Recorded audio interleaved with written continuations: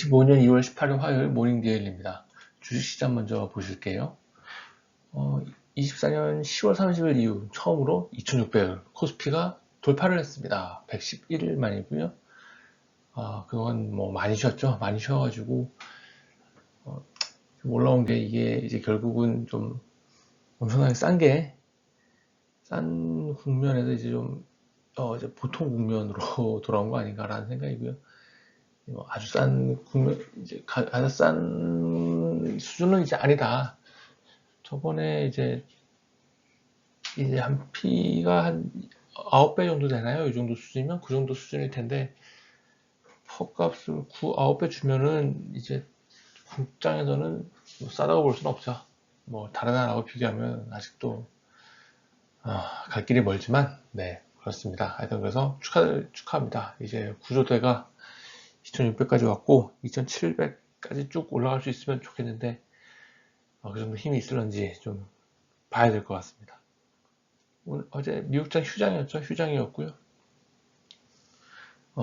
일본이 0.06% 상승을 하고 있는데 일본은 좀 저는 개인적으로 일본 주식, 일본 엔화가 강해지면 글쎄요, 일본 주식이 좋은 모습 보이기 쉬울까? 물론 내수가 받쳐줄 수도 있습니다만 아무래도 수출 경쟁력은 약화되는 측면으로 봐야 되기 때문에 엔화 그리고 엔캐리 청산 이런 부분도 있을 수 있고요. 그러면 엔화는 좀 글쎄 하방 압력이 더 큰 거 아닌가라는 생각을 좀 많이 합니다. 중국장 간만에 좀 쉬어가는 모습, 항생은 뭐 소폭 올랐지만 상해 작업은 속보 올랐지만 항생은 강세 보이다 좀 돌려서 끝나고 말았네요. 독일 주가가 많이 올랐습니다. 독일은 우크라 종전 기대감인가요? 뭐 이런 것들 때문에 유럽 쪽은 좀 올라오는 경기가 좋아지는 거에 배팅하는 그런 모습인 것 같아요. 네, 다음 원자재입니다. 원자재 일단 WTI가 0.9% 정도 올랐습니다. 1% 가까이 올리면서 지난 금요일에 하락한 걸 좀 돌리는 모습이었는데 오펙 플러스가 증산 연기를 검토하고 있다네요. 그렇죠. 예. 뭐 이게 유가가 올라오는 국면이어야 얘네가 증산을 하지. 그렇지 않은데 증산을 하고 싶진 않죠. 속마음으로. 네. 하지만 여러 가지 뭐 어른의 사정이 있는 거 아니겠습니까? 뭐 그래서 과연 이게 증산이 연기가 뭐 어디까지 갈 거냐. 오래 가기는 좀 어렵다라는 생각이에요. 결국은 대세는 하락하는 쪽으로. 그렇지 않으면 트럼프가 가만 놔두지 않을 거기 때문에 네, 그렇습니다. 유럽 천연가스 6% 빠졌습니다. 엄청나게 많이 빠졌죠. 그리고 유럽은 천연가스 가격은 러시아가 공급해주면 쭉 또 내려가야 되거든요. 유럽 종전 협상 얘기 나오면서 다시 한 번 더 쭉 가지고 이게 약간 현실화될 것 같은 느낌 이런 느낌을 가지니까 시장이 바로 반응을 해줍니다. 금 가격 다시 또 소폭 오르는 모습 한 10불 정도 올랐는데 이번에 뭐 금 가격 관련해서 국내에서 금은방들 전수조사하고 뭐 이런 얘기가 있습니다. 중소기업부에서 뭐 오늘이 상품권 문제도 있었고요. 그거는 저는 좀 지역적인 문제가 아닌가라는 생각을 하고 결국은 이 글로벌 시세 자체가 전부 다 뭐 글로벌리하게 오르는데요. 뭐 금 가격이 그래서 그런 거는 좀 큰 방향성의 대세를 주는 것이 아닌 뭐 잘못된 걸 좀 바로잡는 측면에서는 좋지만 네, 그렇습니다. 그래서 금 가격은 글로벌한 현상이다. 뭐 이런 생각입니다. 다음은 환입니다. 환은 원달러는 1442원 뭐 소폭 약보합 수준이었습니다. 크게 뭐 움직이질 않았어요. 지난 뭐 미국제 휴장하면서 달러 인덱스 또한 뭐 약보합 수준에 멈추고 있었고요. 연준 이사들 얘기 소화하면서 어제 좀 주목했어야 할 것은 GDP, 일본 GDP가 되게 좋게 나왔습니다. 상당히 좋게 나오면서 엔화가 강세를 쭉 갔어요. 자, 이 엔화 강세 국면, 저는 이제 박스권 하단 탈출에 그 때가 오지 않았나라는 생각이 듭니다. 그래서 이제 150엔보다 이제 140엔 뭐 이런 쪽으로 가는 이런 흐름이 이제 나올 때가 좀 되었다라는 생각을 하고 있습니다. 비트코인은 96,000불 다시 또 소폭 빠지면서 저 수준에서 크게 벗어나지 못하고 있네요. 다음으로 금리 쪽 보실게요. 예. 어제 국내장 약간 예상 외였습니다. 국고채 3년 1.51p, 국고 10년 2.1bp 오르는 모습 보였는데요. 미국 소금 판매 부러지는 모습을 보면서 미국 채금리가 어제 지난 금요일날 크게 하락을 했는데 국고금리 오르는 모습을 보였습니다. 역시 선도하는 국내 시장인 것 같아요. 미국을 따라가지 않습니다. 독자적이에요. 훌륭합니다. 일본 사실은 아시아장이나 이랬어요. 일본 국채가 3.6bp, 일본이야 GDP가 잘 나왔으니 금리가 올랐고요. 호주도 3.6bp 오르는 모습, 그리고 독일 국채가 6bp 오르는 모습을 보였습니다. 크게 올랐네요. 독일은 이제 우크라이나 종전 이런 것 때문에 독일 경제가 좀 살아날 수 있지 않을까라는 기대감이 많이 작용을 하는 것 같고, 근데 천연가스는 가격이 쭉쭉 내리고 있잖아요. 그럼 독일 인플레는 좀 사실은 유로존 인플레 더 안 좋아, 더 낮아지는 거 아닌가요? 그러면 독일 국채금리도 내려갔어야 되는 거 아닌가라는 생각이 머릿속에 들긴 하는데, 제가 모르는 또 다른 사정들이 있나 보죠. 네, 그렇습니다. 미국장 어제 휴장으로 변동이 없습니다. 다음 경기지표 보시겠습니다. 어제 주요한 경기지표는 일본 외에는 잘 없네요. 일본이 GDP가 좋게 나왔죠. 4분기 QQ가 0.7%, 예상치 0.3%, 이전치 0.4%를 모두 다 상회했습니다. 그것도 꽤나 큰 폭으로 상회했어요. 예상치보다는 0.4, 이전치보다는 0.3%포인트 상회했는데, GDP가 저 정도 숫자로 상회하는 거는 꽤 큰 거죠. 큰 겁니다.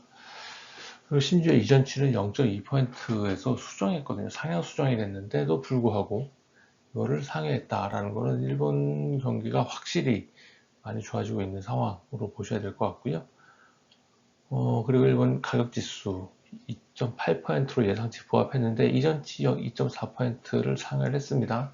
이전치가 한 1%포인트 정도 하향 조정이 되긴 했는데, 그래도 어쨌든 인플레이션, 확실히 일본은 좀 위로 가는 모습, 상향되는 모습, 상승 압력이 있어요. 그 모습 때문에 어제 일본 엔화 움직임, 일본 국채금리 움직임, 그런 식으로 나타난 것 같습니다. 다른 경기 지표가 없어서 잠깐 다른 얘기 해보면은 이제 관세 같은 경우 트럼프 행정부가 이제 또 관세 얘기가 나왔는데, 타겟은 유럽인 것 같아요. 관세 얘기하면서 지금 계속 나오는 게 VAT입니다. VAT, 부가가치세 관련인데, 요거 하는 게 유럽이 한 20%, 우리나라가 10% 부과하고 있거든요.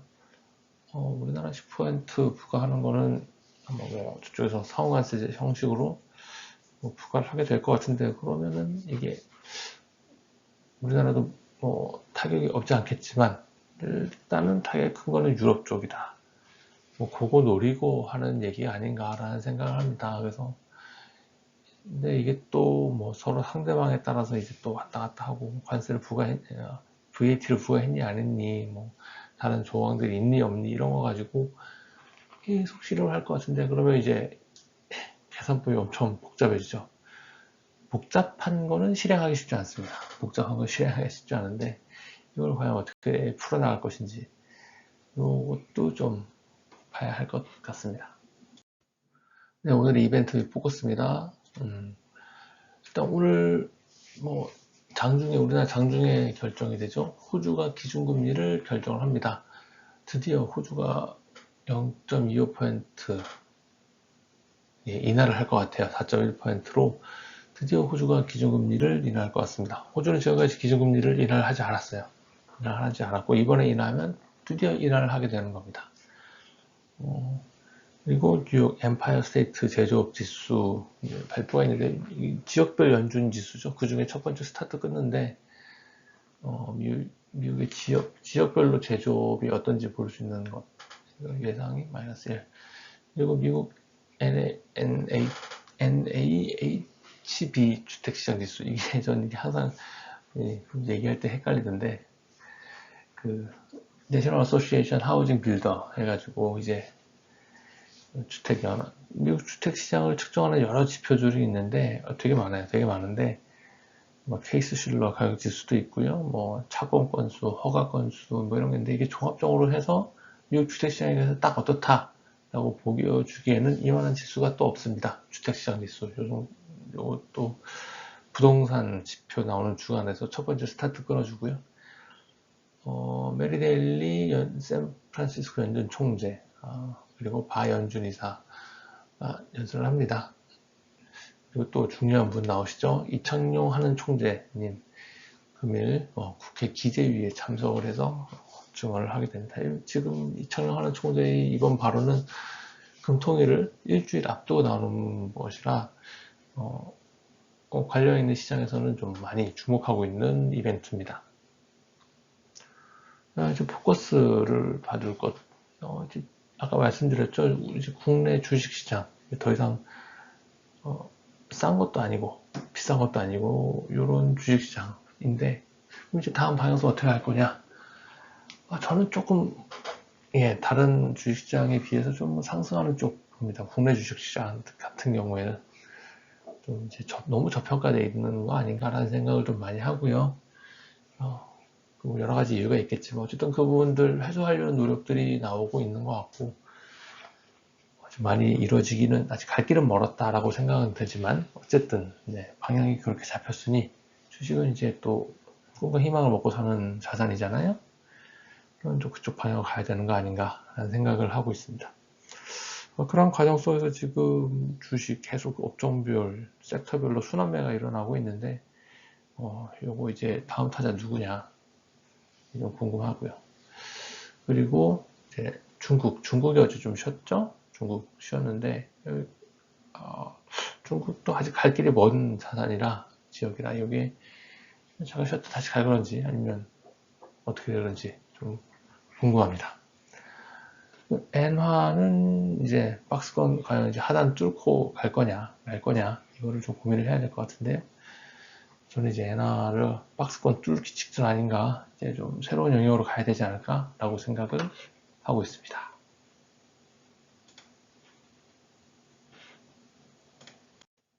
오늘 미국장이 휴장이어서 좀 짧네요. 지금까지 들어주셔서 감사하고요. 마켓남이었습니다. 감사합니다.